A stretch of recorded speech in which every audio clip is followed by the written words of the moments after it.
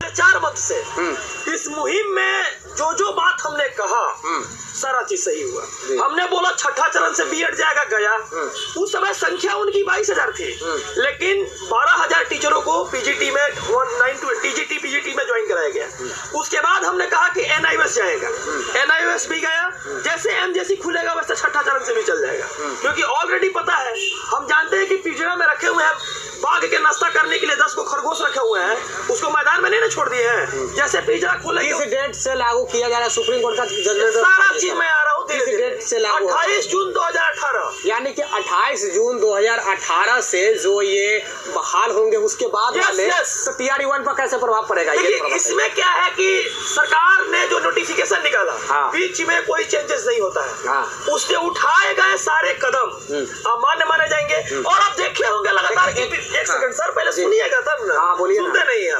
28 जून 2018 के बाद इसमें देखोगे बीएड का भी रिजल्ट आया था, बहुत सारे बीएड वाले ज्वाइन भी किए। आप देखें कि मुजफ्फरपुर में 478 लोग को बाहर किया गया। फिर अभी थंब वाला में प्रॉब्लम हो रही है। सरकार खुद बीएड वाला दिया है कि बीएड का वेरिफिकेशन हम किए हैं, हम रिजल्ट दिए हैं। देखिए आप एक चीज मिस्टेक कर रहे हैं, मैं आपको भी सर बताना चाहूंगा।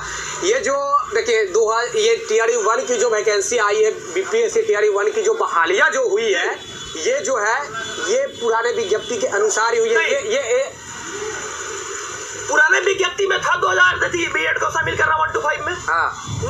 ये 2018 के गजट को उठा के किया गया था।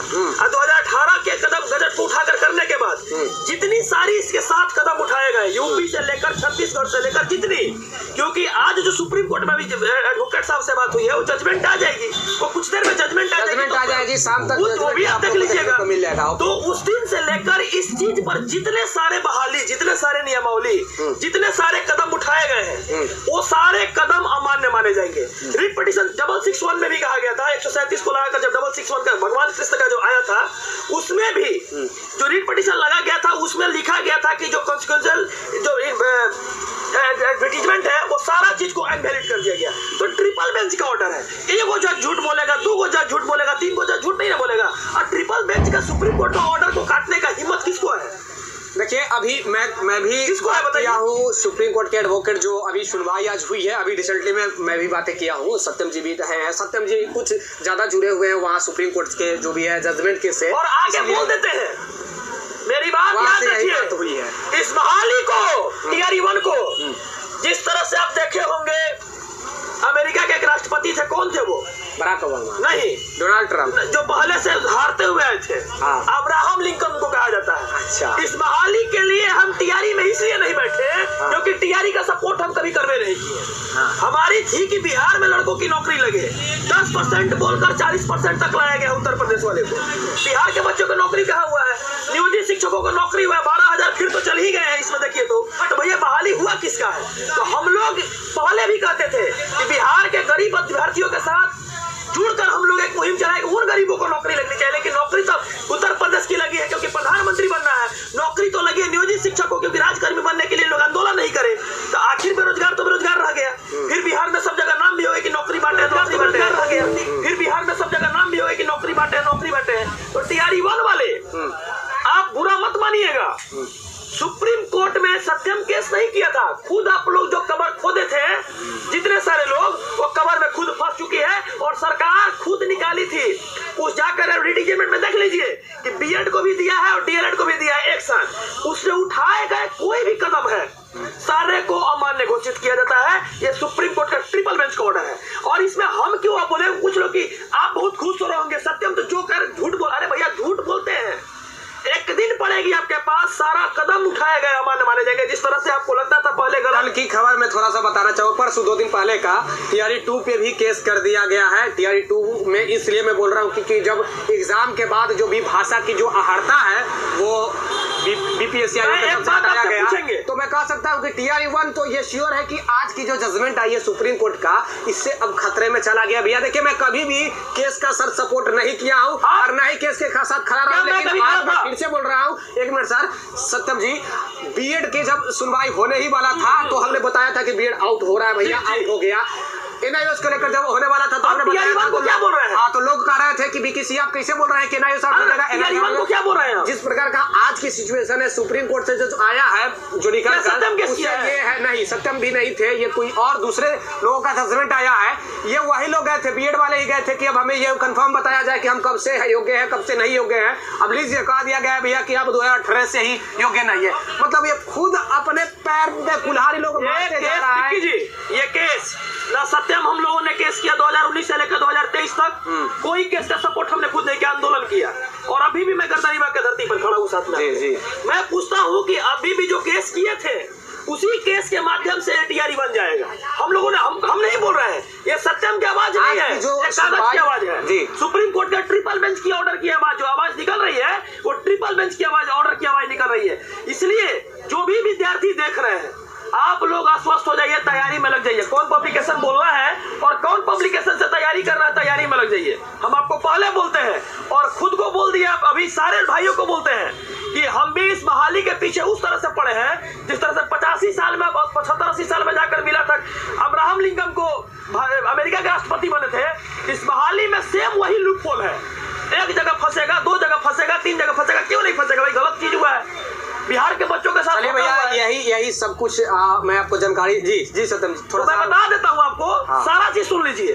आपने ही केस किया, आपने ही उस केस का जो एडवर्टीजमेंट है निकाला, और उस एडवर्टीजमेंट में आपने गया पैरवी करने, बीएड की तरफ से पैरवी करते करते डीएलएड के तरफ, बिहार सरकार को मैं बोल रहा हूँ, डीएलएड की तरफ से मिल गए, और डीएलएड की तरफ से मिलने के बाद एडवर्टीजमेंट थी, उसी समय 661 में इसको इनवैलिड कर दिया गया था। इसको स्क्रीन पर लगा दीजिएगा थोड़ा सा हिंदी करके। जी हम बता रहे हैं, लगा दीजिएगा। चलिए, 661 में इसको इनवैलिड किया गया, और आज जो है 2018 से लागू हुआ। तो जो इसके लिए जो जजमेंट आया था बीएड वाले और डीएलएड वाले, आखिर 2018 के बाद गजट पे आया था। तो जब ये चीज अमान हो गया तो फिर बहाली किस बात की है? यही मुद्दा मैं कहना चाह रहा था कि यही सबसे बड़ा बेस है कि जिस बेस पे बहाली हुई थी वो बेस को ही सुप्रीम कोर्ट आज फिर से ध्वस्त कर दी है। 2018 कहा जा रहा था कि 2018 के बाद बीएड वाले जितने भी हैं वो योग्य नहीं है, तो लोगों ने कंफर्म कराने के लिए चला गया हमारे पास प्रूफ है योग्य है, लेकिन आज सुप्रीम कोर्ट कंफर्म, हमारे पास प्रूफ है कि बीएड का रिजल्ट आया है। वो तो है, आया है सर, आया है, प्रूफ है, और मैं सुप्रीम कोर्ट 661 में दूंगा। अगर गया है इस पे, और कोई प्रियंका जी का केस गया है सुप्रीम कोर्ट में, उसमें 661 का जो ऑर्डर था उसमें मैं दूंगा, और मेरे पास 50 ऐसा बच्चा है जिसका रिजल्ट बीएड का आया है, और आपके सामने मैं कहूँ कहिएगा, मेरे भी नॉलेज में है, सब नॉलेज में है ना।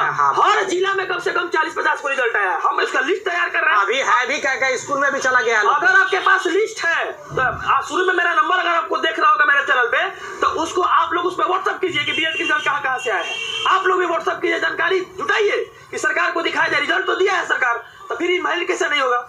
इसलिए मैं बार बार कहता हूँ विक्की जी, इसके बाद का कदम क्या होगा बच्चों को थोड़ा सा सूचना दे दीजिए। चलिए, सूचना के नाम पर बस यही कि डरना नहीं है, जिनको हो गया है मैं उनका दुश्मन नहीं हूँ। सबसे पहले बात, जो जजमेंटें आई है मैं उस जजमेंट को पाठक जी के लिए मैं क्या कहूँ, कुछ लोग ना खुश हैं कि पाठक जी क्यों हट गए, बहुत अच्छा काम कर रहे थे, एक ईमानदार आईएएस थे, तो कुछ लोग कह रहे हैं कि अच्छा हुआ कि हट गया। मतलब मैं इसके ऊपर टिप्पणी नहीं कर रहा। हम बोल देते हैं पाठक जी के बारे में एक लाइन। पाठक जी जैसा व्यक्ति देश की आजादी के बाद हम नहीं देखे थे।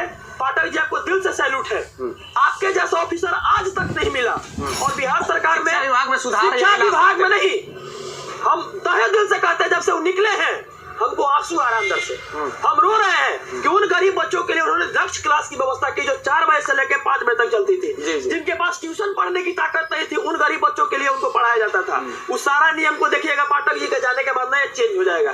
आखिर बिहार में उतना जनसंख्या, 1-2 आदमी के साथ तो प्रॉब्लम आती रहती है। अब 1-2 आदमी को लेकर पूरा सिस्टम को चेंज कीजिएगा तो नहीं ना चलेगा। आप पाठक जी दिल से सैल्यूट आपको, आपके जैसा ऑफिसर हम नहीं देखे, और आने वाले समय में हम उम्मीद करेंगे कि आप जहां भी जाइएगा अच्छा से इसी तरह, लेकिन हम चाहेंगे फिर से कि बिहार के शिक्षा विभाग में आइए, हाथ जोड़ के नमन है। आप परित्याग दिए हैं उन बच्चों के लिए, गरीब लोगों के लिए आइए। चलिए, थैंक यू, जय हिंद। वीडियो को ज़्यादा से ज़्यादा शेयर कर दीजिएगा, लाइक कर दीजिएगा और सब्सक्राइब कर लीजिएगा। धन्यवाद। तो आपने स्पष्ट रूप से सुना कि सत्यम भाई ने ये बात कही है यहाँ पे कि TRE 1 जो है सुप्रीम कोर्ट से फंस गया है और पूर्ण रूप से रद्द होगी अब बहाली की प्रक्रिया, क्योंकि खुद गड़बड़ी शिक्षा विभाग ने की है। जिन अभ्यर्थियों को नियुक्ति पत्र बंट गया है उनके लिए भी मैं कह सकता हूँ कि बैड न्यूज़ है, क्योंकि सुप्रीम कोर्ट से, जी हाँ दोस्तों, सुप्रीम कोर्ट से लगातार ये अपडेट अब सामने उभर के आ रही है कि जजमेंट ऑर्डर आया है और सत्यम भाई ने ये कर दिखाया है। उन्होंने कहा कि मैंने पहले भी आप लोगों को ये बात कही थी कि जो डीएलएड का मुद्दा है, जो बीएड का मुद्दा है, ये तमाम बातें मैंने पहले ही कही थी कि ये तमाम प्रक्रियाएं जो हैं बीएड बाहर होगा तो हुआ था, और इसी प्रकार सुप्रीम कोर्ट से अपडेट भी मैं लेकर आया हूं। दोस्तों, इस वीडियो में इतना ही। धन्यवाद। जय हिंद।